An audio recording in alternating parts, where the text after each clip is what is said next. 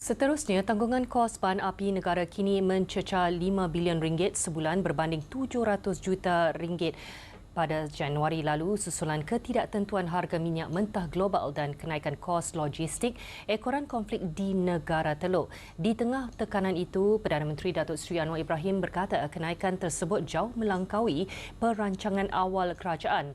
Namun harga subsidi petrol RON95 akan terus dipertahankan pada RM1.99 liter agar rakyat tidak terus dihimpit beban yang kian berat.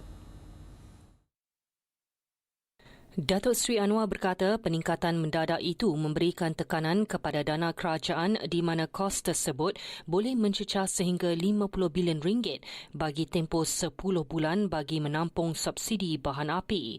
Kita terbeban tampung kos minyak dan diesel.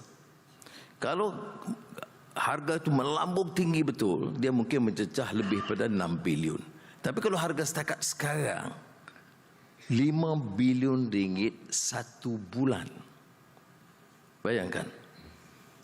10 bulan, RM50 bilion dari dana kerajaan. Berucap pada Majlis Perhimpunan Bersama Warga Kementerian di Kementerian Sumber Asli dan Kelestarian Alam di Putrajaya, Perdana Menteri berkata keadaan tersebut memerlukan penjawat awam memahami kekangan sebenar kerajaan dalam menguruskan subsidi bahan api agar tidak timbul salah faham dalam kalangan masyarakat. Menurut beliau, gangguan dan risiko terhadap laluan perdagangan antarabangsa akibat konflik di Asia Barat telah menyebabkan kos penghantaran dan insurans meningkat sekaligus memberikan kesan kepada harga minyak. Namun katanya Malaysia masih dapat menjamin bekalan minyak dan gas untuk kegunaan domestiknya melalui hubungan baik dengan Iran serta negara pengeluar lain antaranya Rusia, Turkmenistan dan Uzbekistan.